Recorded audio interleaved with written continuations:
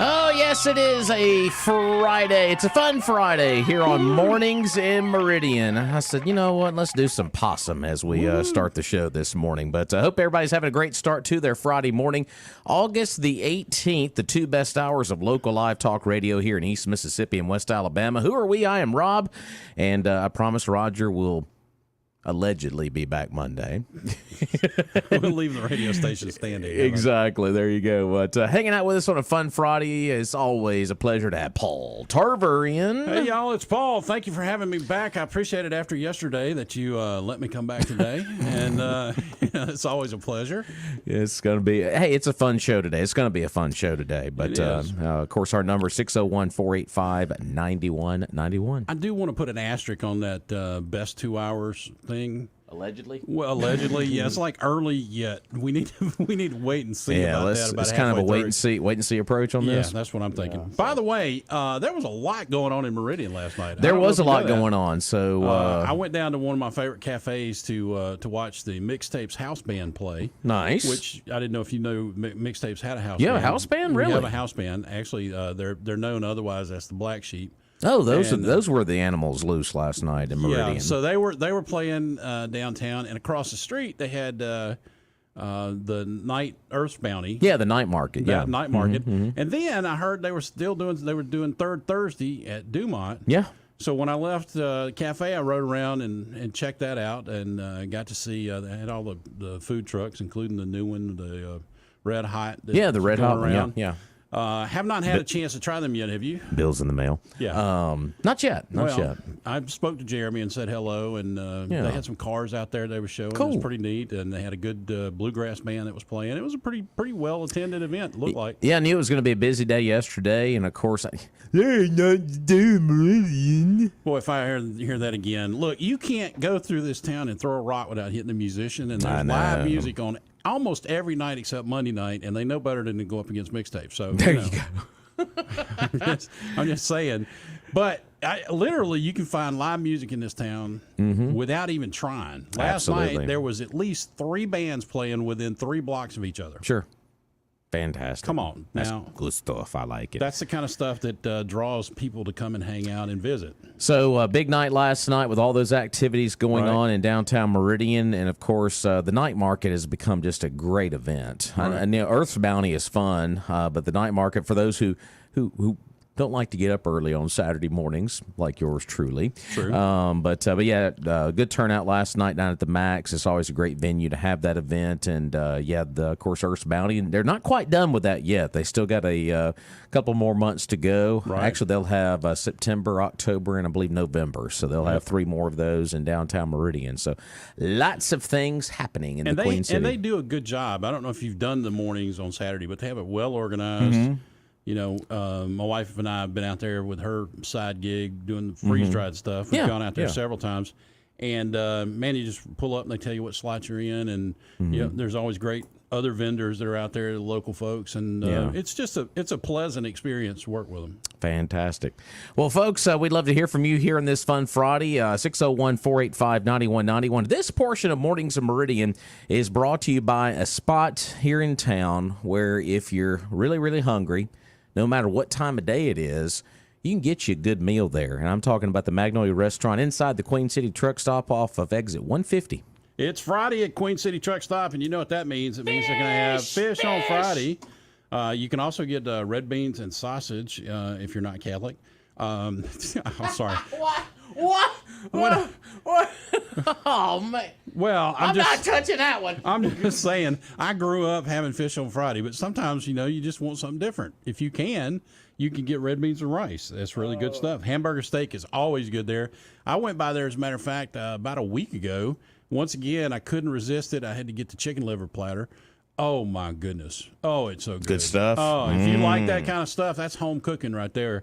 And a place that can do that well, I always measure a place by either how they do their chicken livers or they do the country fried steak. If they can do both of those well, it's the bomb. Well, guess what? Queen City Truck Stop and Magnolia Restaurant is the place to be if you have hunger pains of any kind, because they can hook you up either with breakfast, lunch, and it was good. I actually had a little dessert. I had some of their banana pudding. Nanner pudding. Oh, it was good. It was good. So go see my friend Ted and go get you some lunch down at the Magnolia Restaurant. Tell him we sent you. Man, that sounds like a good idea today. Yeah. Yeah, I'm thinking that. I'm thinking that's going to be on the menu for old Rob here. It was phenomenal when I was there, and I just can't say enough about it. They bring you some gravy with onions. My personal favorite, obviously, if you've listened to the show a lot, you know I like turkey and dressing. Love the turkey and dressing. I like that. But hamburger steak with the onion gravy is a close second. You The can't, hamburger steak's hard to beat. it really is. So I mean, you get a hunk of meat there, and you know you've eaten something when you eat their hamburger steak. Good story.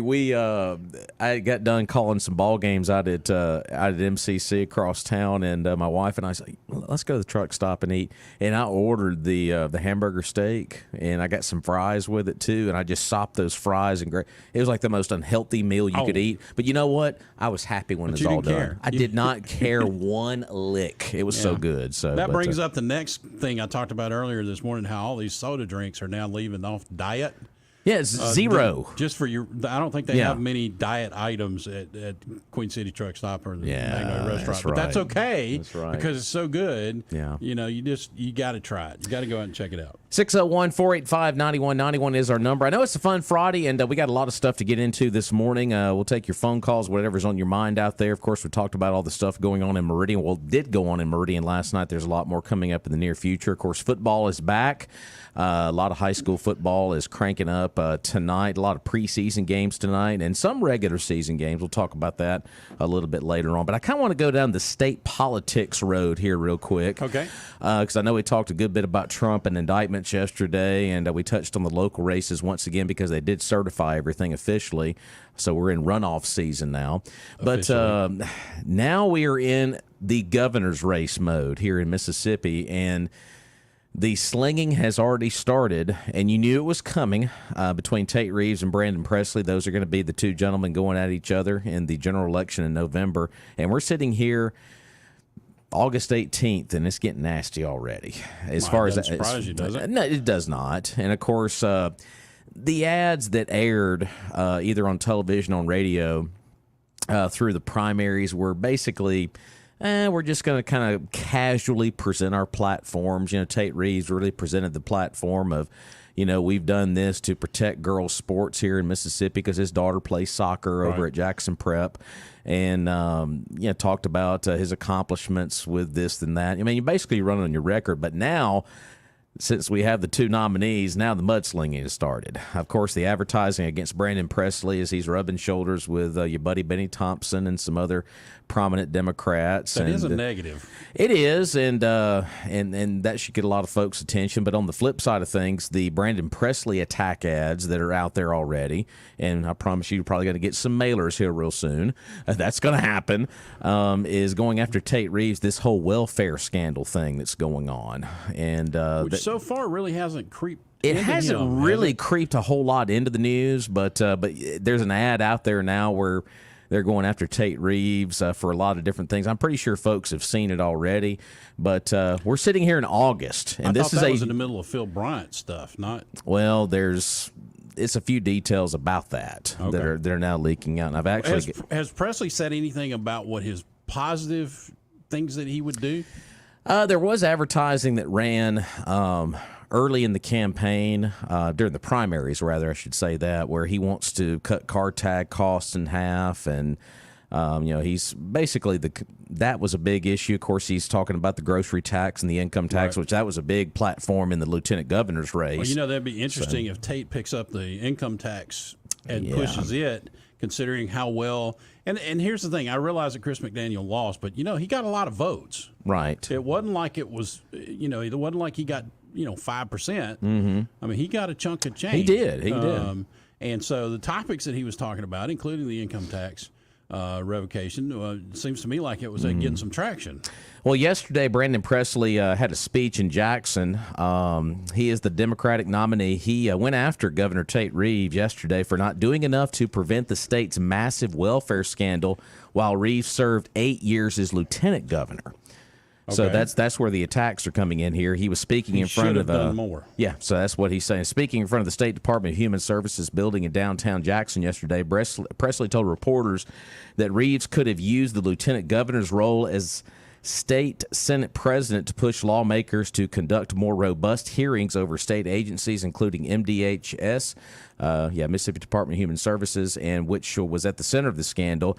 I'm just quoting Mr. Presley here. This is on Mississippi Today. He said, because it's politically convenient for him, Tate Reeves now wants to deflect blame on his own failure to protect millions of dollars that were under his so-called watch as lieutenant governor. He will say or do anything to get elected. So that's what I'm saying. It's the fighting words are already out. Yeah, so. But I think that's a bit of a stretch.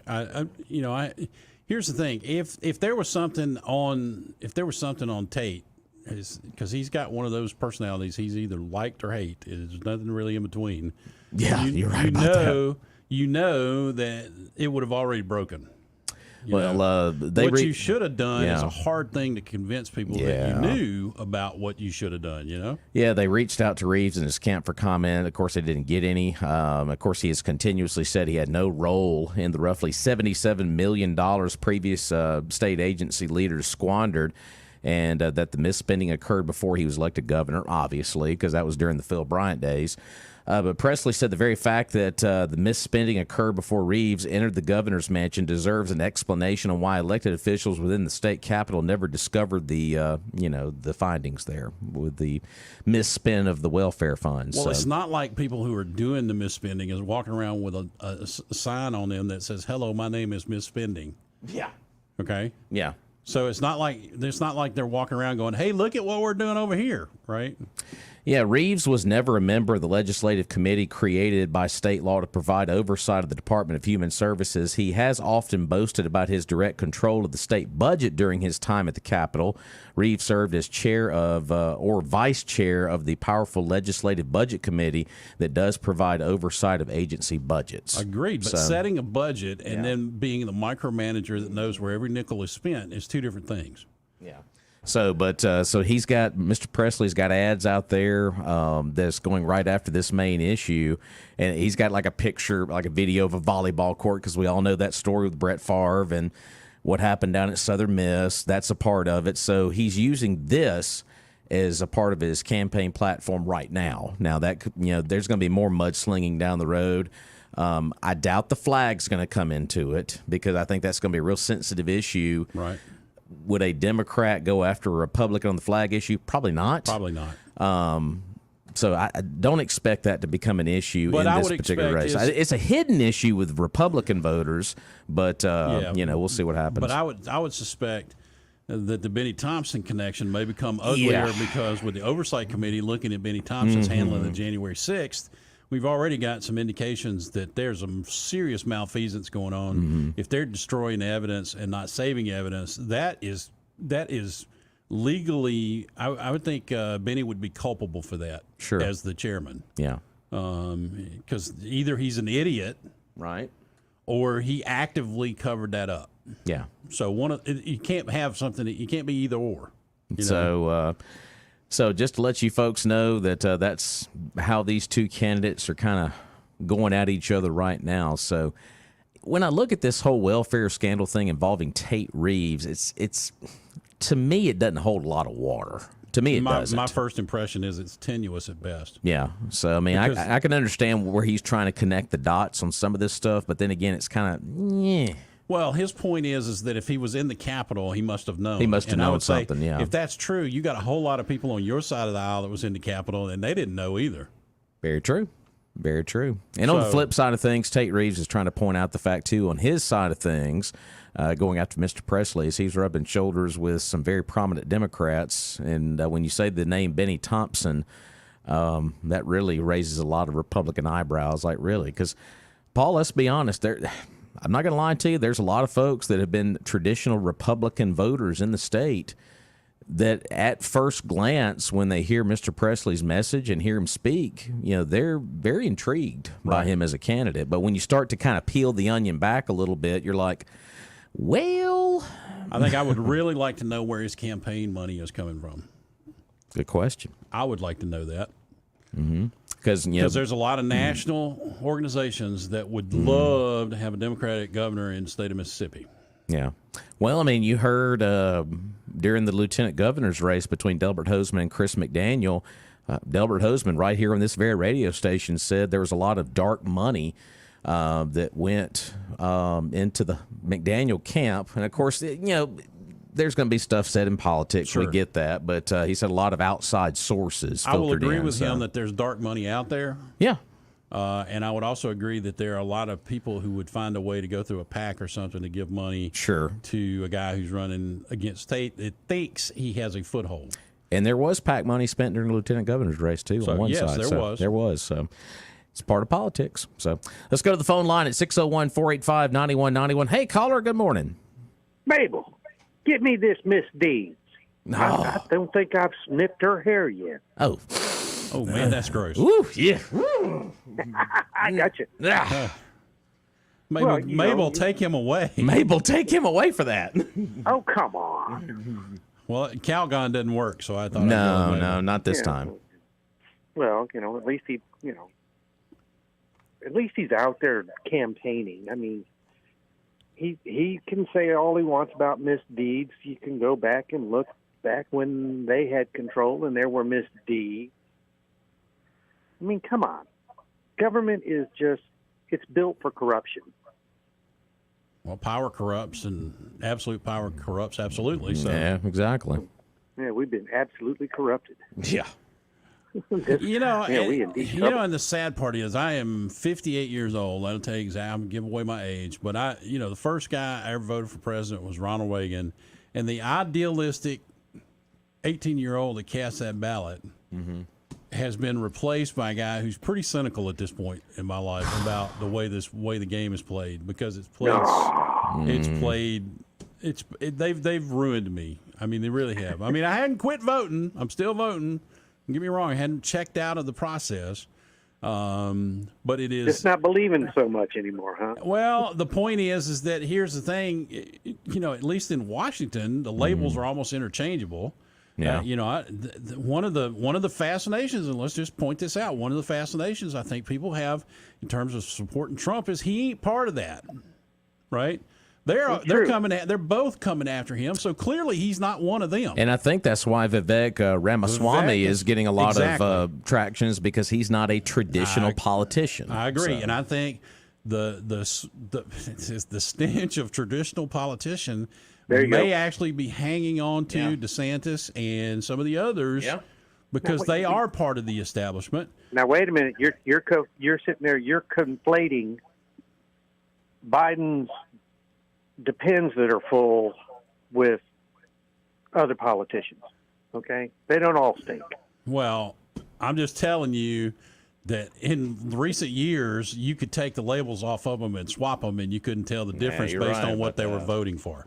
Okay, at the end, a few of them, and I'm just saying that is demonstrably true, and that is frustrating whenever you got somebody who comes back and campaigns in their home district as one kind of person, and then they go up and they act a completely different way. Right.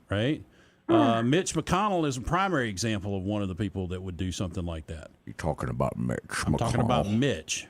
And I'm talking about a lot of those. Paul Ryan was one of those who campaigned one way and then he would go do something else. Sure. And so, you just reach a point where you don't believe what none of them say. And that way, at least you know you're right 50% of the time. Right. No, you're not going to be right 50% of the time.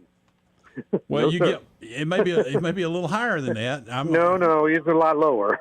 Because I'm going to tell you right now, there's not a politician out there that I would trust to pick up dog poop. Do you remember the old joke? How do you tell when a politician is lying? Lips are moving. Yeah. Oh yeah. So, well, Mabel, we got to get out of here. We got to get out of here. We got Fox News in just seconds. Get me out of here, Mabel. We'll do it. All right. We'll take a break and we'll be back.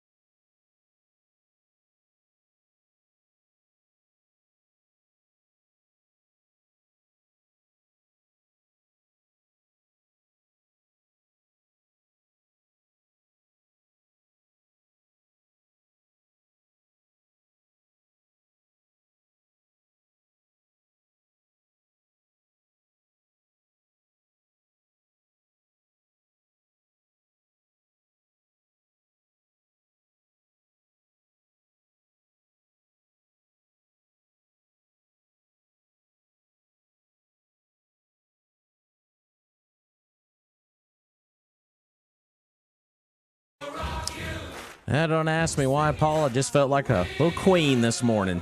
It's all right. I was singing along. It's one I of don't those. know if anybody heard me or not. It's one of those That's you just okay. kind of have to, right? So. Well, you don't have a choice with that song. Yes. It's like required by law. When that song comes on, you have to. What did you think of the movie they did? The recent movie about Queen. Was it Bohemian Rhapsody? What did you think about the movie? Have you seen it? Yeah, I saw it. I actually enjoyed the movie. It was not bad. I don't think I realized. One thing I came away from the movie with. I don't think I realized up to that point how incredibly important the Live Aid concert was for Queen at that point. Yeah, in their career, yeah. Yeah, and where Freddie was, and Freddie already knew that was really going to be his swan song. Yeah, his last big one. Yeah. Yeah, and I don't think I got that because I was on the outside of this. And of course, the movie tells you a little bit more about the inside. And I think everybody knew it was a great performance. Everybody knew they pretty well stole the show. Sure. But I don't think people realized that Freddie was really he was shooting for the stars at that moment, and he knew, and nobody else, even the band really had only just been informed. Yeah. So for all of them to come out there and put on the performance they did at that particular show at that particular time, that was huge. Yeah, the guy that played Freddie Mercury, was it Remy Malek, I believe is his name? Yeah. Did a pretty good job. He really did. So all in all, it was pretty good. I had also saw the Elton John biopic. I can't remember the name of it now. Yeah, I think it was Rocket Man, I Rocket believe. Man, Yeah. I think. Yeah. The problem I have with Rocket Man was they had some fantastical segments. Like when he played Whiskey A Go-Go the first time, and they had this moment where he's actually floating up off the ground, and they were trying to convey his feeling at the moment. But it kind of takes you out of the believability moment. Yeah. Hollywood. Well, it was a good effort, and the music was great, and all that kind of stuff. And people don't realize, that's one of the things I've talked about on mixtapes before is that Elton John, when he played America the very first time, it is amazing how many people who were famous were in the audience that night to just see him play. Wow. And that was his first debut performance in the U.S. And they portrayed that a little bit, but there was like some serious talent in the audience to see him played, and it really was kind of the first blow at the United States in terms of trying to sweep it, and he did. It was just an amazing story. Now, I'm also very vocal about the fact that I have this theory that big acts reach a point where somebody told me the other day it was called radio consciousness, where you start to think more about the next hit as opposed to the creativity, what goes into the music. And so like Elton John, I'm good up to about Goodbye Yellow Brick Road. Anything prior to that is pretty amazing. Anything after that is kind of It's kind of Yeah. I just love in the Queen movie watching in that movie where they're making the record. Yeah. When Bohemian Rhapsody was made, just the way that did that collectively, the creativeness behind it. And of course, you read more stories about how that record was made, and it's just pretty amazing what they did. So. Also, they were very true to realistic about some of those situations where the band was interacting with the record executives. Yeah. I like that. Yeah, and they were pretty blunt with the and record executives. And Mike Myers playing that executive in the movie was pretty good. Yeah, it was good. He was pretty good. A little different role for him, but I liked it. Right. So. Well, all in all, I would say if you want a movie this weekend to watch, you could do a lot worse than watch the Queen. Bohemian Rhapsody is great. Bohemian Rhapsody. Yeah. It's a good movie. Hey, 601-485-9190. We'll get on a music tangent there. It's Fun Friday. Things are going to happen like that. One other one last weekend, I watched Last Waltz, because we lost Robbie Robinson a week ago. Right. That's a great one to go back and look at, too. There you go. Music movie weekend. There How about you go. That? Hey, let's thank our friends up in Philadelphia, Doc's Toyota. Folks, it's a short drive to Philadelphia. They're on Highway 16 West, or you can shop online at docstoyota.com. First time I drove by that place, my jaw dropped. It is Nice. Huge. It is nice. It is nice. And it glows at night, just to let you know, because everything glitters and glows on that parking lot they've got out there. They've got just about everything you can think of. They've got the Tundras. They got the 4Runners. They've got the Tacomas, Camrys, you name it. All of the brand new cars that you would expect a Toyota dealership to have, they've got. But they also have a great used car lot as well. They have a 5-star rating in the way they approach things in terms of their sales and their service. Every time you come into the store, that's their goal, is to go for that 5 stars. You know, they want to do the best job they can possibly do for you. And they can really help you a lot of different ways, not just on site, but they have docstoyota.com where you can actually go and look at their new and used inventory online before you take the drive up there, and then go up and test drive whatever they got. They'd love to help you out. They're open for sales Monday through Saturday. Monday through Friday, they're open 8:30 to 6 p.m. and on Saturday from 9 a.m. to 3:30. They also have a 5-star service department that's open 7:30. They're actually already open in the service department, and they're open till 5 o'clock Monday through Friday, and 8 to 12 on Saturday. So, look, do yourself a favor. Go to docstoyota.com. Check out what they've got in their inventory, and then take a little short drive up there.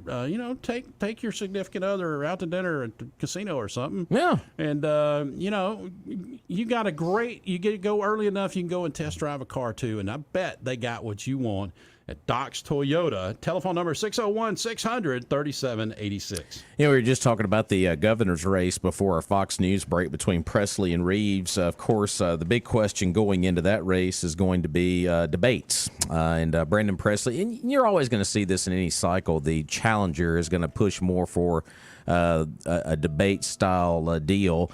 And, of course, that happened in the lieutenant governor's race where Mr. McDaniel wanted to debate Delbert Hoseman and made a lot of requests. But in this particular cycle, Brandon Presley, we talked about his speech yesterday over in Jackson. Of course, he mentioned the welfare stuff. But the closest they've come to a debate so far, of course, was at the Neshoba County Fair, where they spoke back-to-back there at the fairgrounds there on that Thursday.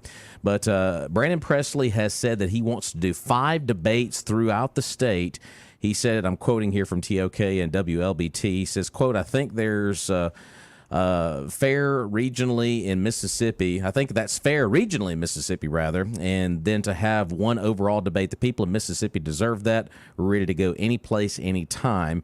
And a day after that, Tate Reeves said, hey, we'll do debates. I'll tell you that 4 years ago we debated our opponent. I'm sure we'll debate in the coming weeks. Our teams will have to work out the details on that, but I'm fairly confident that we'll debate this. So Presley's wanting 5 debates. And Presley's the challenger, and he's going to want that. He's exactly. Going to want the debates. But he's saying 5 for, I'm assuming, the 5 districts around the state. I would go to think each so. one and find a central location and do that. But that's the challenger move, is to debate. They want to debate. But here's my argument. I think today's debates suck. Okay? Yeah. I want to go back to today's old Lincoln Douglas debate where they got up on a stump and yelled at each other for, 4 hours. You listen here. And the audience was cheering one side or the other. And that's the way, without a moderator. I don't care quite frankly, they could have a debate in a square ring with boxing gloves on and be fine with me, and just let them say something. And if the other one don't like it, he gets to punch the guy. Right? Yeah. I want to see real debates, not this garbage that we call debates that's moderated. We ask this question, and then you get 30 seconds to quit all that crap. Mm-hmm. All right? Well, and there's a Mississippi college political science professor that's quoted in this article saying it's one thing to run a 30-second ad, and it's another thing to have to address issues in a more comprehensive way. Yeah, we all get that. And, of course, he said there's a likability factor and the way they present themselves at these debates whenever they happen.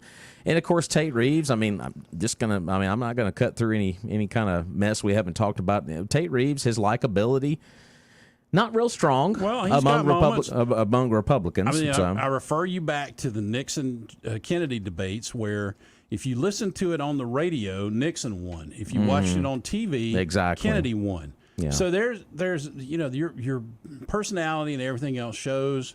I think maybe you do some on the radio, you do some on TV, you do some in the middle, because I think we as a species are influenced by what we see more than what we hear. Now, you and I both know that radio is the theater of the mind, because you have to engage your brain differently when you're listening to radio. Right? And I think somebody who's doing a debate on the radio is going to hear better than they do if you're watching on TV. That's just my personal opinion. I wouldn't do radio if I didn't believe that.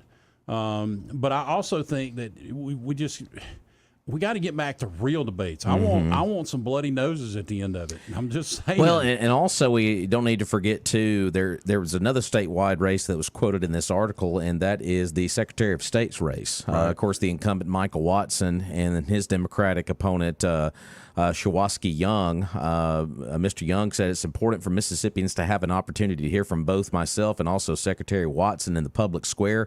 And for debate, because Mississippians need to know what's on the ballot, who's going to be representing them, so on and so forth. The same old tired line we've heard 100 times. Always does that, but the problem you run into there is overexposure is also not a good thing too. And you know, if you have a debate every other day with every other third level, fourth level candidate, the voters are going to tune it out. Yeah, it's going to get watered down. I think a lot of people got a little exhausted during the lieutenant governor's race too, because it became just. You know, you just get exhausted in those last weeks. Next day's handful of mud being flung. Or mailers. Yeah, mailers. Mailers to catch the mud. So. Holy cow, mailers. Let's go to the phone line. Hey, caller, thanks for holding. Good morning. Well, gentlemen, I have a litmus test for who to vote for in the general election. All right. You know, given the person who's giving us this, I'm gonna just say this could be anything. Oh, boy. Right? Excuse me? I'm sorry. Whoa. Go ahead. Katie Elder. I'm sorry. Go ahead. That's Go ahead. That's mudslinging words right there. If he's a Democrat or she's a Democrat, do not vote for them. And the reason is what the Democratic Party, and if you align with the Democratic Party, you're embracing that. Correct. What they stand for, I'm vehemently, I guess, would say, opposed. Right. But it's amazing to me to hear, and like I said earlier, it's amazing to hear traditional Republican voters so intrigued by Presley because of their dislike for Tate Reeves. Well, I understand that. Yeah. There are traditional Republicans that will vote for Biden because they hate Trump. And that's what's scary. Yeah. It is scary, and I like some of the things Presley has done and said, but I cannot vote for him because he's a Democrat. And why these people who say they're conservative, and I'll use the word Christians, can vote for a Democrat based on what their platform, what their intent is beyond me. I would go one step further. I will tell you there are people who run locally as a Democrat and will tell you that they don't support the national agenda of the Democratic Party, but you got to be a Democrat in order to get elected. I'm sorry, you just compromised yourself. Right. Absolutely. Because whether you believe it or not, if you take a nickel from that side, you're bought and paid for by the Democratic Party. No doubt about it. Thank you. Very well said, Guru. Well, there you go. Get your boat paddle out, buddy. Bye. I have improved beyond boat paddles. Thank you very much. I love it. 485-9191, that is our number here at Mornings in Meridian, as we're about 12 minutes away from the 8 o'clock hour, and I've been talking about the governor's race here in Mississippi, and of course, going to be the biggest one, obviously, statewide. I don't want to leave that topic for a second because I want to bring up something else. Mm-hmm. It's surprising to me that people, as he said, who are traditionally very conservative in their social beliefs, will sign on to the Democratic Party and vote Democrat their whole life because whatever largesse they're given and provided for, they will turn a blind eye to the issues that are quite frankly, in my mind, as important, if not more important, because I'm trying to be very tactful when I'm saying this. Is it working? The point is, somewhat. But but think about that for a second. You're going to vote by your pocketbook and not your moral convictions. That to me is difficult. Let's go back to the phone line here. Mornings in Meridian. Hey, caller. Good morning. The Tocqueville guys. Hello? Hello? Yes. Okay, we got you. De Tocqueville. Okay, yes. He made the comment that this country would last until the voters realized they could vote themselves the largesse. Well, correct. I mean, that's and we're seeing that. I mean, in a lot of different ways. It's all about what the next guy's going to do for me. And we've grown into a nation of how do I phrase this? We've grown into a nation of needy children as opposed to statesmen, and everybody used to be more important about the long-term effects of what every vote you cast is. Because if you look at it, there's no reason that the last presidential election should have been that even close. Well, they're not going to do anything that, can't be done in a news cycle. So you start thinking about that. Anything they vote on or whatever has to last one news cycle. After that, they don't care. That's an indictment of humanity, that our attention span is that short. Jeez. And the politicians are that bad. That they literally believe that Hunter doesn't matter because that happened long enough ago that anybody going to remember it when they get in the box office. Now that's a terrible indictment of the American population. And unfortunately, for a large portion of American voters, it's true. Well, I mean, clearly it works. I don't like it. It wasn't the way I was brought up to look at things. No, but just like our last he's telling you that he is morally objecting to the policies by one party over the other, and he still believes that the label means something, and he's going to vote for the other side. And I don't blame him, but what I'm finding is the cynical part of me is finding that more and more and more the labels are interchangeable. Yeah, and I'm ready for something completely new. This country has had a situation where we had multiple parties before. Yeah. We've had situations where we had two parties, and then something comes along and changes the dynamic. At one time we had Whigs. At one time we had all different kinds of parties.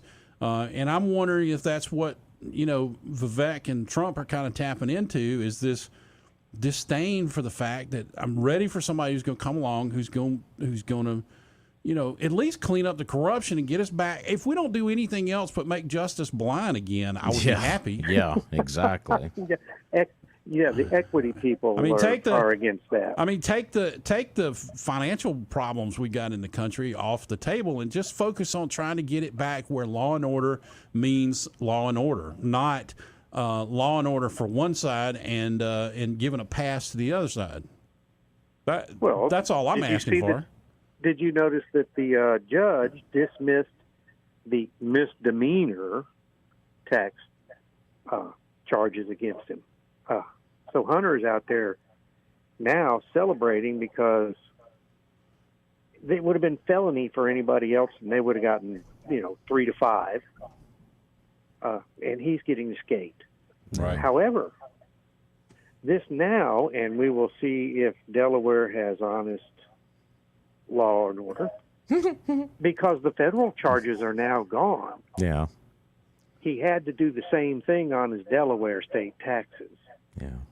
Oh, boy. Yeah. Hey, he could get 3 to 5 in the Delaware prison. Ain't gonna happen. Oh, no, they won't charge him at all. No. You don't charge your senior citizen's son. What do you think you are, an American? Yeah. Come on. Well, we appreciate you this morning. I got a call right behind you here, so. Well, just remember to Tocqueville and vote the opposite. There we go. Appreciate you out there. Bye. All right, 601-485-9190. Let's go back to the phone line. Hey, caller, good morning to you. Good morning. Hey, good morning. With regard to the lieutenant governor race, I am still disappointed that Chris McDaniel didn't win, because I felt like Delbert was more of a Democrat. And also, I looked at how he felt about Trump. I use that a lot in how I feel about somebody. I mean, Roger Wicker, he's never, ever been on board with Trump. Correct. But yet we keep, and Thad Cochran, when he ran against Chris McDaniel, he was more of a Democrat than Republican. I didn't vote for Thad Cochran. I know, it's like, yeah. I know. It's like, I'm so tired of, we say here in Mississippi that we're conservative Republicans, but we don't show it. We keep voting for the good old boys over and over again. Because the good old boys keep bringing the pork and the bacon back home from Washington, and that's their job, is to go up there and get as much as they can for our state and come back and see, look what I brought back. And so, therefore, then most people in Mississippi are not really fiscally conservative. No. Yeah. They're physically conservative when it comes to their own pocketbook, but they want all the freebies they can get. Yeah, and that is pretty sad. It is. But it reflects in local elections. I mean, like the certified statistics came out. You know, you have 41,000 people registered to vote in a county on the last census, and I've already said this before, that, you know, had 100,000. Of course, not all the 100,000 could vote in the county, but then you had the city that had 30,000, and, you know, we still only ended up with 16,000, less than 40%. So, you know, Paul, I'm kind of like you. It's like, I'm going to continue to vote, but it's like there's so much apathy and ignorance, it just gets frustrating. It is frustrating. Yeah, it is, very much so. It's probably one of the... It used to be one of the most fun things in the world for me to go cast my vote. Yeah. And nowadays, it is so frustrating. Yeah, it is. It is. And, you know, when you say, well, it's better to vote Republican than Democrat, okay, I get that. But I'm with you. I don't see a difference. I honestly do not. Well, that's becoming more and more the trend, I think. Yes, it is. So when you have somebody like a Chris McDaniel or a Trump or somebody comes along, then you feel like, okay, maybe I got a chance here. I want to vote for that person. And it's sad to say they're the exceptions to the policy, but there's a lot of people come around and do that and then flip when they get into the office. And like I said, that's the reason that Vivek Ramaswamy's numbers are going up. I like him. I like him too. Oh, I really do. I mean, he is a different version of Trump. And I will say the same thing I said yesterday. We've already had a guy in the office with a funny name, so that shouldn't bother anybody. No, I think I finally learned how to say it. Vivek Ramaswamy. I like him, and I am continuing. He stays calm and cool, but boy, he delivers. He does. He delivers. He's going to be one to watch on that debate stage next week. He punches above his weight class, that's for sure. Yes, I do want to watch the debate mainly because of him. Yeah. Mainly because of him. Me and you both. Yeah. All right, y'all have a good weekend. Appreciate right, thank you. 601-485-91. He does impress me. Ramaswamy does. I mean, he really does. Do we have a second for some news out of Georgia? Absolutely. I don't know if you've seen this or not, but a representative in Georgia named Senator Colton Moore has officially called for a special session. I don't know if he'll get it or not, but he's called for a special session for the express purpose. Let me see if I can get the words right here.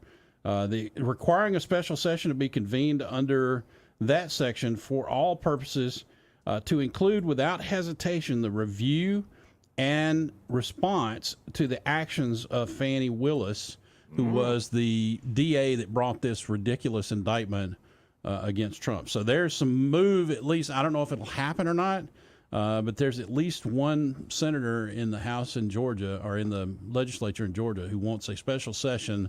Okay. And he's saying he wants her to be completely, what's the word? Impeached and taken out of office. Okay. So there's that. Developing news. I like it. I got time for one more phone call before we wrap up the hour here. Hey, caller, thanks for holding. Hi, good morning, guys. How y'all doing? We're doing good, sir. Good. Let's talk something local here. Come on. Last night, Lauderdale County School Board voted to have a special election October 3rd for a bond issue of about $13 million. Okay, so the vote happened, okay. I cannot see them not waiting 30 more days and put it on the ballot where it wouldn't cost us any more money to have a special election. That's telling me the school board has they don't care about the voters whatsoever and what it costs them. Say that number again. You said 13. You said 13 million. I think bond's going to be $13 million. 13 million. Of course, this involves what the CTE program, right? Right. Or the building, rather. Yeah, that's right. That is a questionable idea. Why wouldn't you want to just include it? Wait until November. Yeah. Well, I'll tell you guys, they don't think a bond issue will pass if you have it in the general election. That people don't want a tax increase, and they'll go there. And if they got to go there and vote anyway, they'll vote against it. So if you have a special election, you got to really want to go there to vote. Let me tell you something else. Now, I hadn't got confirmation of this, but in the past, when you've had special elections for the schools, they have the election at the schools. That's where the polling places will be. And that's like voting on an abortion issue at Planned Parenthood, okay? everybody that don't want a tax increase. And that really bothers me that they care so little about the taxpayers of Lauderdale County that they would call a special election when they could have put it on the ballot 30 days later for no money. Well, I'm glad you brought this up because we're going to have the superintendent of education for Lauderdale County Schools on Monday, so we'll have to ask that question. I ask him where all of a sudden a $13 million project comes into 20.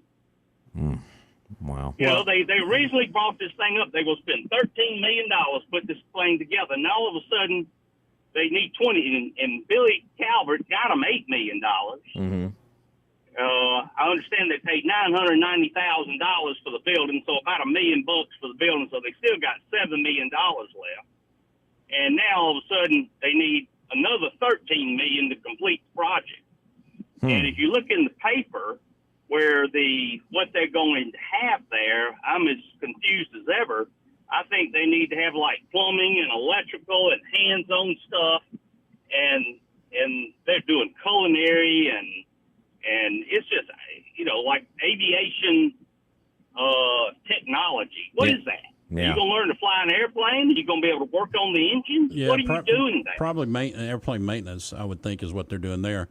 But I thought they already had a culinary thing in Meridian Community College for you to go through. Yeah, They do. Yeah, they do. They do. They're supposed to be working in conjunction with that, but I mean, and they're going to have if you read the paper, they're going to have like a working dining room, and you can go in there and have coffee, you know, and pay for it, I guess. I don't know. But a lot of things seems like it's just ballooned out of proportion. It sounds like to me they've got an architect involved, and of course architects are paid based on the size of the project. Right. So the more it costs, the more they make. Okay. And so I want to know, you know, like I said, did the school board authorize this architect to design them a building for $20 million? Or did they tell them we ain't got the $13 million and that's what we got to live with? Yeah. So anyway, I'd like to know how everybody feels. I'm very upset about it. I'm going to vote no, and I'm going to encourage everybody to vote no on this bond issue just to show them that they can't just spend our money like that, even though it's going to cost us, the taxpayers, $20,000-$30,000 to have this special election anyway. Well, I encourage you to listen Monday, and if you want I will call. Yeah, I'll call in. I want to talk to this guy. Yeah, he'll be in here Monday at 7:30. I'll be there. Thank y'all very much. Y'all have a great morning. Appreciate you. Yeah, I knew that. We had talked about that earlier this week with the bond issues. So there you go. The official vote happened last night, and special election in October. Interesting. So, but like I said, we'll have the superintendent of education from Lauderdale County Schools on the show Monday, and I'm pretty sure there's going to be a lot of questions. So before we get into, we're going to join Fox News in Progress here in just a moment. Let's thank Ready to Roof real quick. Ready to Roof. If you got a problem with your roof, you got a hole, you got some shingles coming loose, you got some hail damage, you got any of that kind of stuff, Ready to Roof is your folks to call. They are ready to assist you with all your roofing needs. Their roofs that they install are fully backed by the strongest guarantees and manufactured right here in the United States. And they have lifetime warranties with 25-year anti-leak. That's pretty cool when you put a roof on there. They're Meridian's only Master Elite certified roofing company, and they work for you. And they'll work with all the insurance companies to deal with what needs to be done in a professional and timely manner. They have financing options if you need that. So call them today for your free estimate at 601-573-1150. All right, let's join Fox News in Progress, and we'll be back in just minutes. Stolen, a dedicated U.S.-based restoration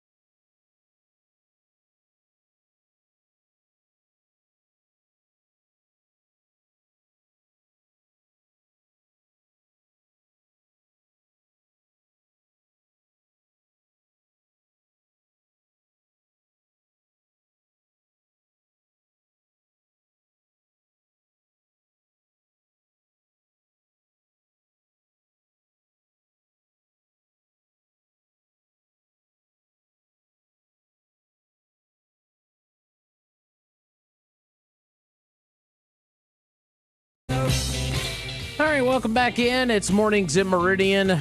Man, what a fun first hour we had here on the show. Yeah, it was. 601-485-9191. In case you missed it there toward the end of hour number one, we spoke with a caller with knowledge. Obviously, last night at the Lauderdale County School Board meeting, there was a vote passed to have a special election in October for the school bond issue involving the county CTE building and program. $13 million bond issue. Right, but the important piece of news there is that it's in October. Special. Not called in election. November. Yeah. And, here's the things. The ballots hadn't even been printed for November election yet. It's a perfect time to get on board because we hadn't even had the runoffs yet. They don't know who's going to be on the race for November, so why not add it to that? Yeah, I mean, because we got the one on the 29th, the runoff with the two county races. I mean, is there some reason from Donna Gill's office that they couldn't be on there? I don't know. It's a question to ask. A lot of questions this morning. Well, I tell you what, I got an answer to one question. That's who to go see to get your glass fixed. Well, that's an easy answer. A&A. Yeah, well, we've been yelling about transparency in politics. But if you're having trouble with transparency in your car, you need a new window. You need to get that PEC fixed, or you need to get that window replaced. And our buddies down at A&A Glass are the folks to go see. Adam Carmichael and Adam McCree, they've been doing this a long time. And they've been satisfying a lot of customers here in Meridian. And they would like to have your business. They'd like to have the opportunity to help you see clearer from inside your car and from behind the wheel. Of course, we all want you to be seeing clearly from behind the wheel. And so they would love for you to come by there. They work with insurances. They do all of the stuff that's necessary to get this done. And they're probably, let's see, I don't have the number here, but it looks like they're open now. So if you need to get by there, just swing by while you can sit in the car and they'll tell you what you need, or you can go inside and talk to them. They'll help you out, whatever needs to be done, and help you get to your glass in A condition. How about that? The telephone number there is 601-693-GLASS. That's 601-693-4527. Give them a call today and tell them we sent you. All right, phones are lighting up this morning. Had a feeling they might coming into the second hour. Let's go to line one. I know we got line two ringing. We're going to take line one first. Hey, caller, good morning. Good morning. Morning, sir. I wanted to add to what the last caller said about the county school special vote. Yes, sir. And I want to mention that the money that they want is beyond an amount that the state also has gifted, as well as the PV building. And there is a building that has been modified for a vocational type tech use. I don't know what all they do and don't care, but if you get off I-20 there at Hickory to go to Decatur, it's the combined Newton County School, and there and part of it is another PV building. Correct. And when that's a nice facility. It's a lot to it. Ball fields and good stuff. And when that was completed, there was a news story and about the project. And at that time, the superintendent of education was Billy Pierce. And I found it interesting that in his discussion of the project, he mentioned that they completed the entire project without raising ad valorem taxes. And he also allowed that the way that they funded the project was through the professional management sales of timber on 16th section land. We have as much 16th section land in Lauderdale County as they do in Newton County. Correct. Yeah, absolutely. He also mentioned that he wasn't a timber man, but he had surrounded himself with people that had professionally managed it. Do we have that here? Good question. I'd encourage everyone to go over here off 31st Street at the Junior High West Hill Complex, Northwest and West Hill, and look at all of that grown timber that's eat up with pine beetles. I don't see where it's safe for children to be over there. There's fallen trees out on the fields. if they love children, I wouldn't put anybody that I loved over there in the mix of those dead tall pine poles. Yeah, well, we just find it interesting they're going to do a special election in October. Well, I know, and I've heard some people that own business or industry say that they have a hard time finding trained personnel. Sure. And that's true. However, are they training them to go somewhere else and to the admission that there's no opportunity here? And if they raise ad valorem taxes, isn't ad valorem taxes raised, higher taxes, not conducive to community development and conducive to new industries looking at the well-being of their employees should they locate here? Well, that brings up one of my pet peeves, which is the fact that they're going to give them tax credits so they don't have to pay those higher taxes. We're the ones that have to pay those higher taxes. That's the way economic development works. Well, that's not totally true. They have 100 employees. They have to buy homes in the community, and if it's going to be... But the company's not paying that tax on that home. The company's not paying that tax. No, they're not. And I'm saying that the company is going to be scot-free. Well, for at least 10 years. But that's not my point of discussion. It's the quality of life for people that would move to a community with a new industry and looking at holding taxes down to make it a desirable place to live and build a home. Yeah. We shall see what happens. I just know in the county we just had that $4 million increase here this past year. Well, it's not unusual that local projects here can't come in for the prices that they're quoted, and there seems to be no clawback on the protection of the taxpayers when they let these projects out. Right. I think that sucks big time. Yeah. I think it's intentional as well. Right. Well, hey, we appreciate you listening out there this morning. Thank you. Thank you. All right, 601-485-9191. Let's go back to another phone call. Phones are lighting up here this morning after this issue got brought to the table. Good morning, caller. Welcome in. Yeah, guys, how y'all doing this morning? Doing good, sir. All right. Good. Listen, we just had an election. People chose to stay on the same path. Yes, sir. For the most part. Listen, and if anything goes anywhere, I can assure you it won't be Lauder County. So it's got a chance if anything comes. It's got a chance in Eaton County. They are on that program that I mentioned multiple times. Get one economic development person for several county area, and they're already on that program. In that there's one guy that kind of handles several counties over that way. And so, here's the problem with beating the horse. But, it's been said multiple times on this show, repeating the same thing over and over is a definition of insanity. So if you're expecting different results, I mean, just go ahead and save your breath. You got 4 more years of what you've had. Yeah. So just be content because it's not going to go uphill. It's going to go downhill some more. Unfortunately. Yeah. But listen in, guys. All right. Appreciate you out there. You bet. All right. Let's go with another phone call here at Mornings in Meridian. Hey, caller, thanks for holding. Good morning. All right. Well, we'll try that one back later. So Paul, obviously, has touched a nerve this morning.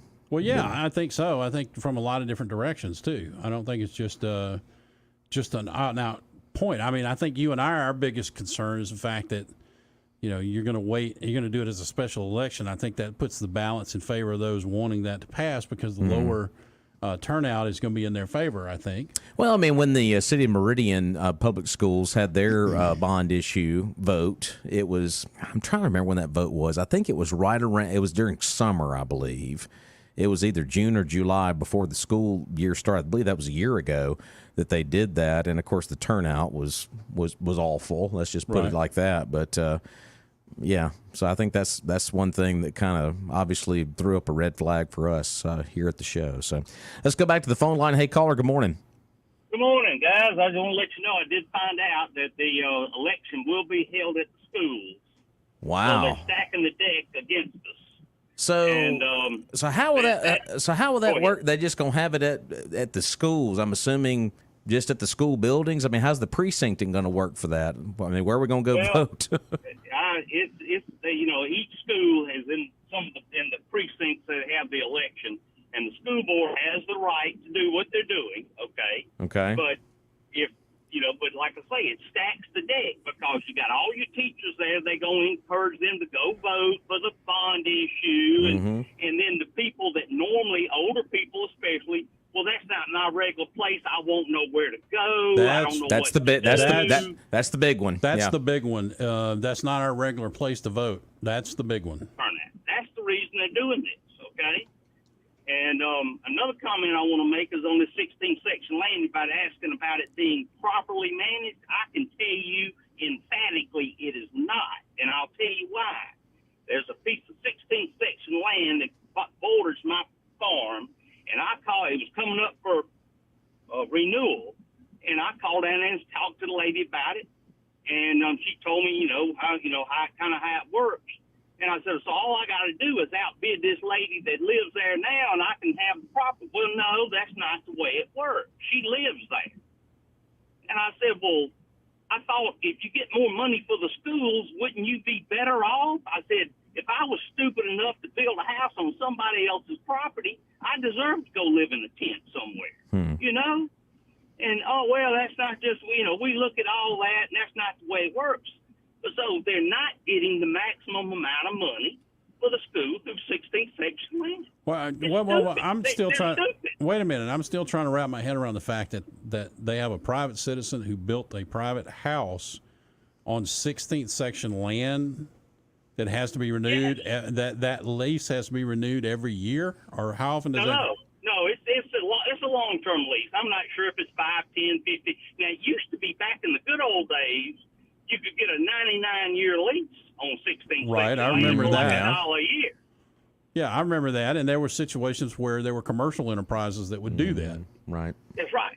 And then Dick Moppus come along, and he changed all that as Secretary of State. And so now it's much more often it has to be re-upped. But if they don't bid it out, just seal bid and let you bid by the acre, it's a rigged deal. And it don't help the schools as much. They said, well, she lives there. I said, I'll tear the house down. If I got it, I don't need a house. Right. And but they take that in consideration, and they shouldn't. So they're not doing what's best for the children, if you want to call it that. So when did they, at the meeting, you said earlier October. I mean, do we have a date on this? Because I'm looking at my calendar. October 3rd will be the election. That is a Tuesday. Yeah, October 3rd. Wow. So that's a little over a month away from what would be the general election here in Mississippi. Exactly. Wow. Yeah, but it's coming up fast, too. It is. And so, no regard. And let me tell you, look at the paper. Look at the Meridian Star. They said, well, how are you going to pay for it? And they said, well, we got that figured in the bond issue. All right, what's plan B? Yeah, if it don't pass, yeah. Where's the money coming from? Oof. And so, anyway, it's just, I can't wait till Monday to listen to what the superintendent, how long is he going to be there? I don't know how long. I just know he's going to be here at 7:30. Roger Burke arranged that interview, and he'll be back on Monday too. But I'm hoping we can have him longer than just the 30 minutes. But I can't speak for that right now. So I understand. I just like to hear what he's got to say about all this stuff. That no regard for the taxpayers of Lauderdale County whatsoever. I just am blown away and quite frankly shocked and offended that y'all would think that a bond issue wouldn't pass. Especially since it's for the children. Well, like I say, it's this thing has got blown way out of proportion. My personal feeling is we need to teach these children something that they can make a living when they get out of school. Absolutely. Oh, I agree. That's dropping out. But I tell you, to go from 13 million to 20 million, and to have some of the things there that they publish in the paper about what it's going to teach you, right, is totally unnecessary in my opinion. And they're trying to do too much. They got like 8 or 10 different categories they're going to be trying to do. What we need in Lauderdale County is carpentry, bricklaying, plumbing. That's what we need. Right. Well, here's the thing. Here's what I think is going on here. This is my gut feeling based on what I've heard. All right. I think we all has a positive reaction to the idea of technical training. Sure. Yeah. Okay. Yeah, I think so. I think we all have a positive reaction to anything that's going to help improve our worker base here in Meridian and Lauderdale County in particular. And I think sometimes people misinterpret that as being an opportunity to take a bigger bite at the bond issue because there's some built-in support that I have and you have, Rob, and obviously our caller has in supporting technical education. Sure. And yet, so instead of getting what they need, they're trying to take a bigger bite because how are you going to be against training when you've already come out and endorsed it? Yeah. You see what I'm saying? Oh yeah. Yeah. So I think that some of their calculus is the fact. They're just not doing it the right way, in my opinion. And like I say, the way they're doing this bond issue, and not waiting 30 more days to vote on it don't make sense. Because it does make sense because then you cut off the debate to a shorter time period, and then you have control, as you said, of the voting places. And like I said, if they're going to have it at these schools, I mean, if I live across the county, I live in Meehan, and I live in the Clarkdale School District, am I going to take the time and effort to drive all the way on the other side of the county to go vote at Clarkdale? Me, personally, probably so, but older folks, probably not. Yeah. If that's where they're going to have it. And that's then the the big other thing thing is if they don't know where it is. That's another problem. Yeah. Right. They don't know where to go when they get there, and they know people. I'm just not going to worry about Yeah. it. I'm not going to go. Yeah. And it's a thought out process, guys. I'm telling you. It's a horrible thing they're doing to the taxpayers of Lauderdale County, and they shouldn't do it this way. No. And I can't wait till Monday and I ask the guy how a $13 million project became 20, and why they didn't wait 30 days for the bond issue to be voted on. Yeah. All right. Well, we'll talk to you Monday. Yes, sir. I'll be calling in. There we Thank go. y'all. Appreciate you. 601-485-9191. Let's go back to the phone line this morning. Hey, caller. Good morning. Good morning. I just had to call back in. I think that's so deceptive with regard to that special election. I know, right? October 3rd. And then to already assume that the bond's going to pass to pay for that special election. Yeah. Oh, my goodness. But back to one of the callers that talked about Section 16. It's different, but it just shows you that if you're creative, this is the educational system. They need to be creative and think out of the box, okay, instead of always come to the taxpayer. Right. Grant money's free. Old Biden has put out a $20 billion energy plan. Set up something with this new CTE program where we can build, the semiconductors that we need for all the cars and stuff that we don't have. Look at doing some of that and try to apply for some of the free money. Which I would point out is still coming out of my pocket. Yeah, right. True. I agree. Well, actually, it's money. Actually, it's not coming out of my pocket. It's coming out of my borrowing ability. Yes. Yeah. But at least it's grant money, which is different than bond money. That's what I'm looking at. So, but the other thing is, I live in an area where everything around me, if you look, is owned by the University of Alabama in Mobile. Mm-hmm. And they use that land tax money, because I talked to one of the guys that was cruising the area, to pay for a lot of the things that they need. Mm-hmm.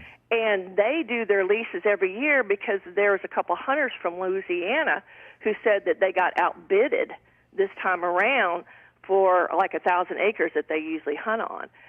We need to do better with regard to the resources we have. Every area needs to do better, including the educational system. Right. I don't know the details of why this is, grown overnight from 13 to 20 or any of that kind of stuff. But it leaves you with the impression that a lot of times in these situations they see the taxpayers in the county as an ATM machine. Yeah. That's a good way of putting it. Whether that's true or not, that's the impression they leave. And also, they don't take into, consideration for the size of Lauderdale County, because Meridian's in Lauderdale County, how much government housing we have. Yeah. I mean, per capita compared to other areas. Right. I mean, it's tremendous. Yeah. And so, you're also taking care of that aspect of it, So you have a lot of people who don't care to vote because they have no skin in the game. It's fine. Go ahead. Well, and Miss Lawanda, who faithful watcher on Facebook Live, just asked a very, very important question: can voters vote absentee in this particular special election? That is true. Yeah, that's a heck of a question. And then it's going to be very confusing between now and then to get out the information as to which school you go vote at. That's what I was bringing up earlier. It's like, where do I go? Exactly. Where do I go? And and can I make time in my schedule because I work? Yeah, that too. You're right. So and how long is it going to be open? 7 to 7? Yeah. Right. A lot of questions you would assume the right answers to, but then again, you don't want to assume anything in this one. So exactly. So. Well, add to it the fact that we have a primary runoff, and then you got a primary runoff at the end of the month here, end of this month here, and then you got general in November. Yeah, right. So you're going to exhaust the voters so that we'll have even less turnout. Yeah. I'm about to say you already have such a poor turnout to begin with, so it's like, good grief. Yeah, man. 20% of the people who voted in the primaries. Oh, but that's Lord. the odds they're playing for. That's the odds that they're trying to count on. Sure, absolutely. All right, we're listening. Appreciate you. All right, let's take one more phone call before we get into a commercial break. Hey, caller, good morning. Welcome in. Yeah, a couple quick points, guys, on two different levels. Superintendents, if you remember, is appointed by the governor now. Right. Thanks to Mississippi legislature. So that means a superintendent, him or her, has absolutely no ties to the community. And there's no way to hold them accountable as far as replacement. Second thing is on 16th section land. I would tell you how that works. If they don't get, like, say, Kemper County hunting land, they want $10 an acre. If you offer 8, they'll just leave it vacant instead of take the 8 that year. Now, how much sense does that make? Gotta love it. Now, I'm telling you this is not second-hand, third-hand information. Sure. So it's a prime example.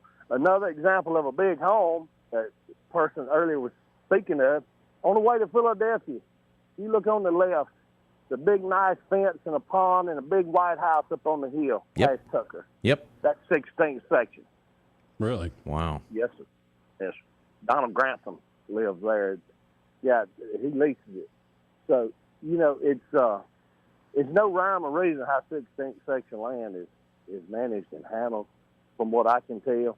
But thanks to the legislature, we got one less vote to hold somebody accountable. And that was about, that's been about 8 years ago they passed that now. So, wow.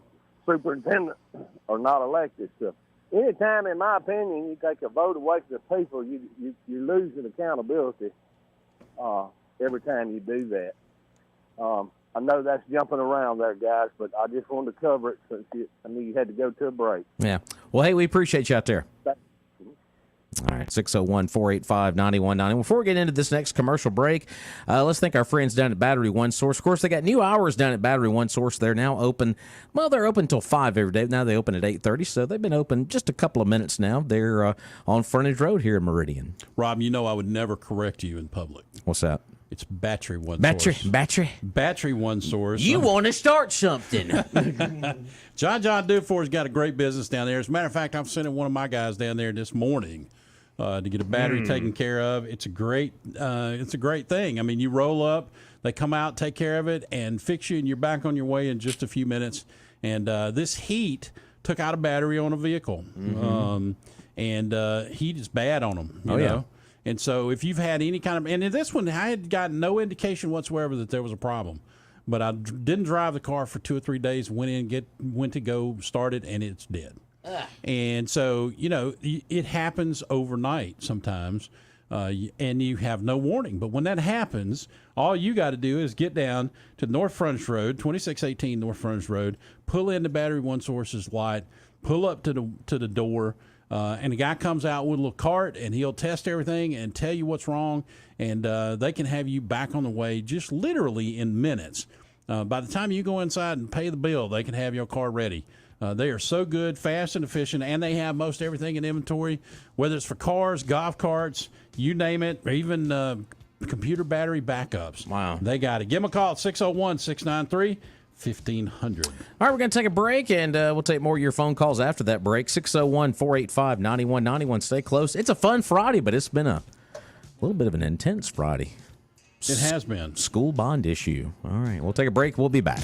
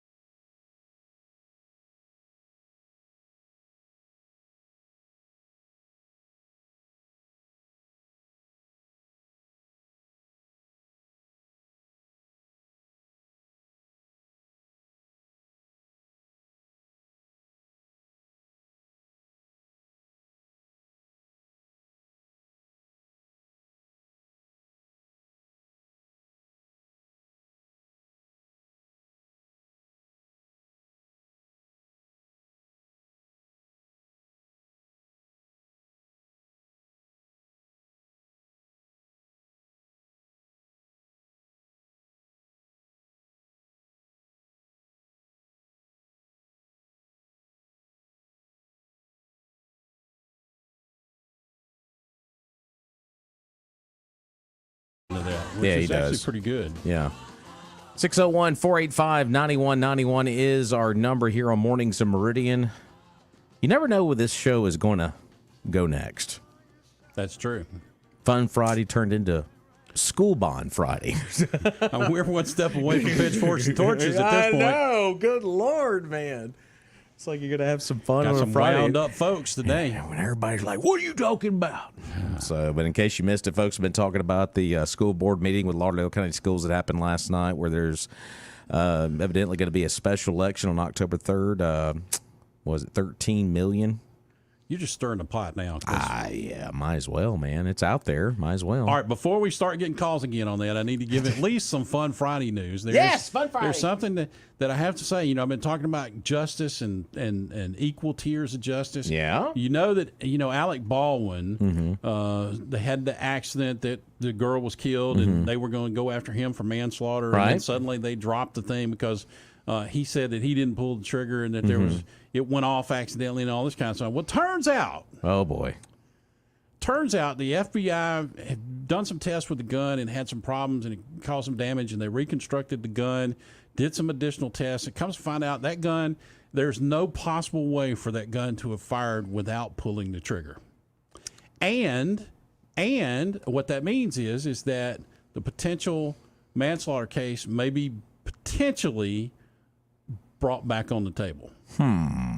Now, will it be though? That's the question. But it depends on the DA or whatever. Yep. But they have conclusive proof at this point that the gun used by Alec Baldwin in that accident would not fire accidentally. You have to pull the hammer all the way back, and it has to lock, and then you have to physically pull the trigger. So there's no possible way that it could happen without him actually pulling the trigger. Nothing to see here. Nothing to see here whatsoever. Nothing to see here. Just saying. We all knew that. I knew people who were gun fans who told me that long before they did the test. Right. I just wanted you to know that was still on the table. Uncle Alec. All right, let's go back to the phone line. Hey, caller, welcome in. Oh, good morning. Hey. My comment about the school board voting at the schools. Yes, ma'am. It's my understanding, and I have worked the polls, and they're in churches, and they took them out of schools because, if I remember correctly, they found some people wandering around in the bathrooms. And that's, that's not kosher to have the voting down at the schools and people running up and down the halls hunting the spot to vote. Yeah. We're going to have a lot of questions, obviously, Monday when we have the superintendent. I think there's going to be a lot of folks who are going to have a lot of questions about how this vote is going to be handled and the process. So. But, just think about your children being down there in a bunch of going up and down the halls. Right. Well, I think that would be a primary question that need to be asked on Monday is exactly what their intention is and how they're planning on managing that, because there were some other things that were brought up that I think were interesting too, which was the absentee ballot. Yeah, I think that's a fair question. That's a fair question. The hours that they will be voting, that was a fair question. I think there were a lot of fair questions we've heard this morning that probably should be reiterated on Monday when the superintendent is actually here. Well, like I said, the safety of the children down there, and because Clarkdale is spread out. It is. That is, and all these campuses are spread, but Clarkdale especially, you're right. Right, I got grandchildren there. Yes, ma'am. All right, thank you. Thank you, ma'am. All right, 601-485-9191. Yeah, we got a lot more questions and answers on how that process works. I can't remember in my time voting that we've had a vote for the county school, any kind of county school bond issue. Of course, like I said, we just had the city one about a year ago, so I can't remember in my recent memory, which is getting a little blurred every day, but that we've had one in the county. So wait till you get my age. No, I'm just saying. Yeah, you're a young buck yet, so yeah. Anyway, I have a question for you. I may have more questions and answers, but I'll give you something that resembles an answer. Do you have water in your house? Yes, sir. Does it all go in the right direction?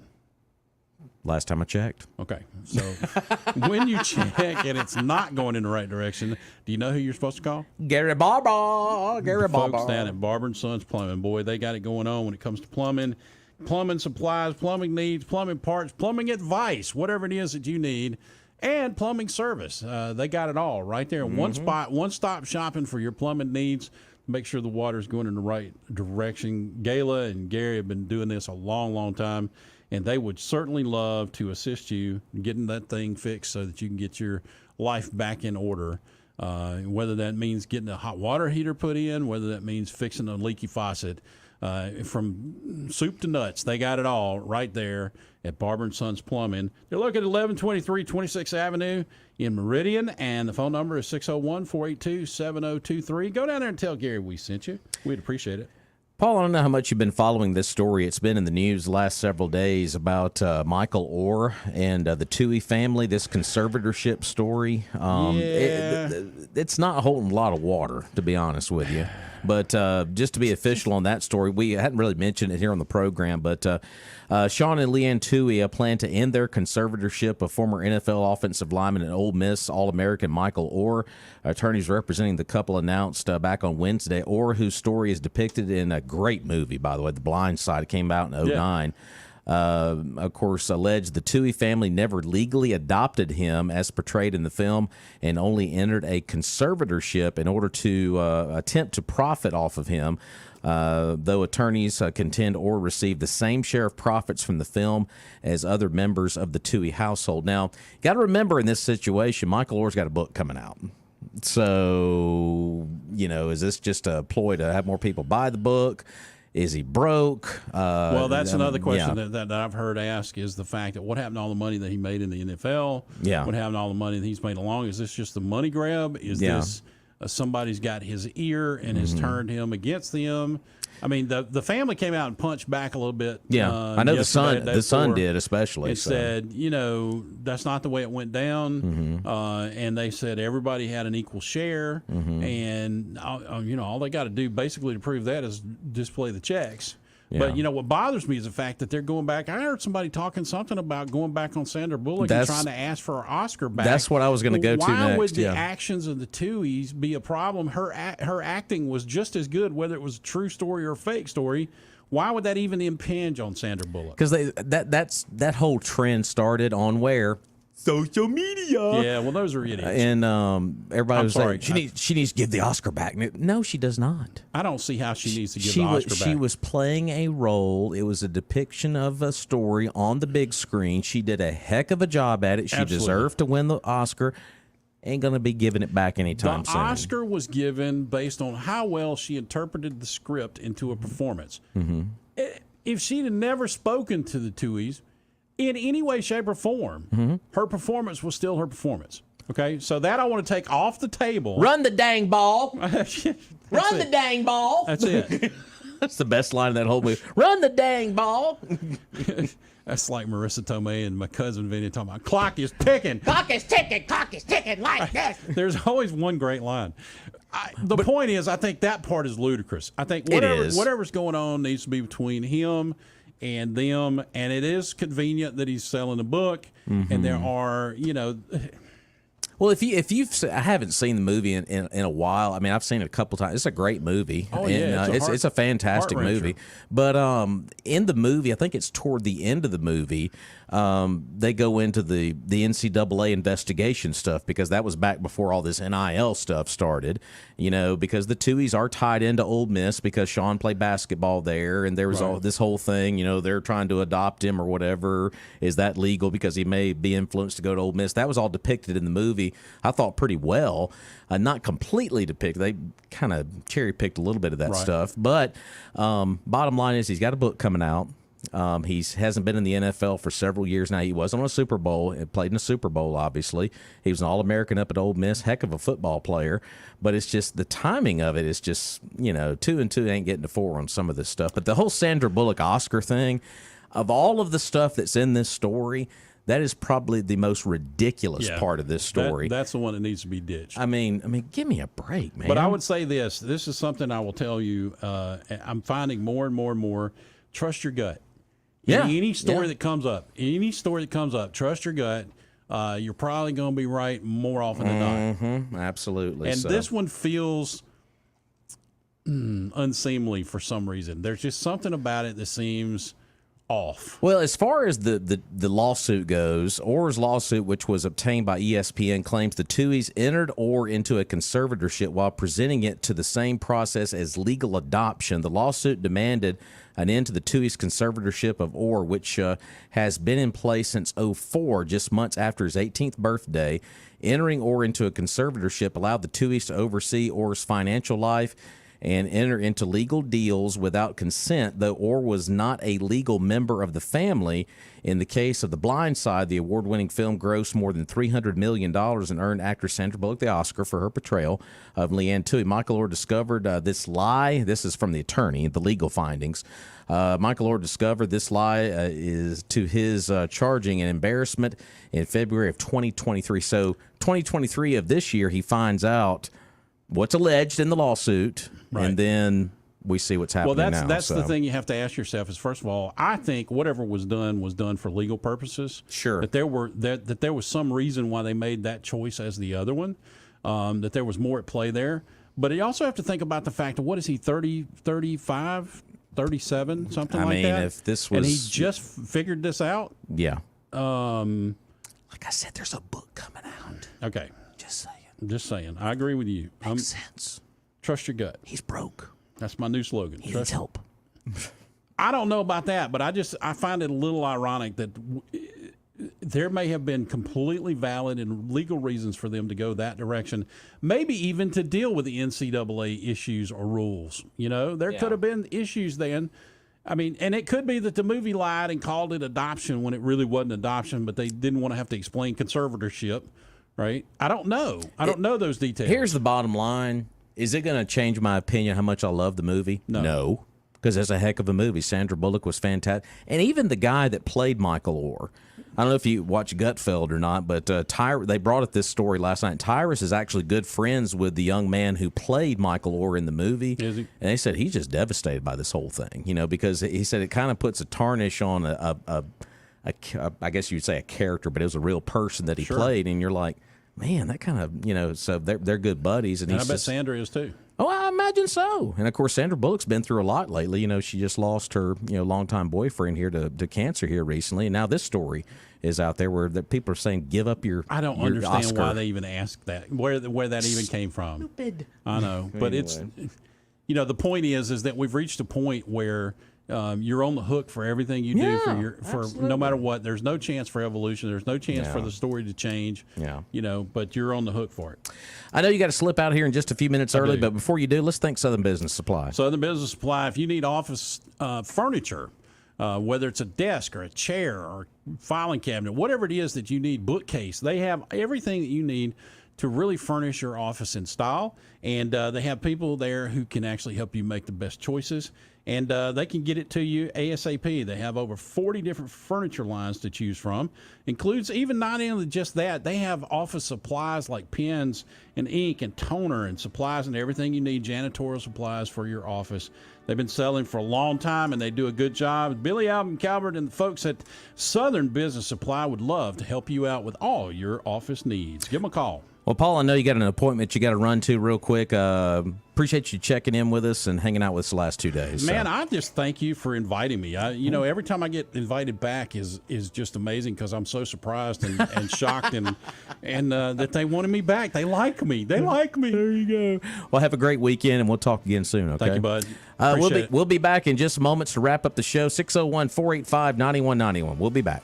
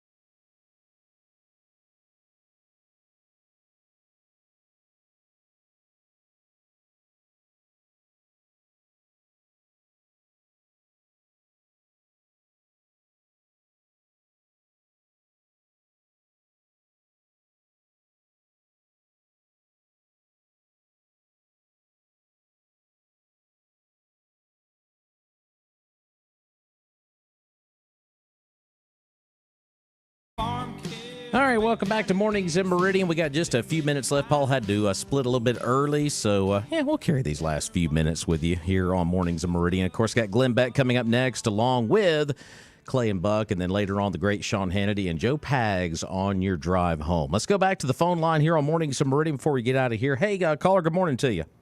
Good morning. I'm going to make this quick. Yeah. A lot of this show was about schools. Yes, sir. So I'm going to tell you something happened to me in school. Okay. This was many years ago. It was probably in about the 5th grade.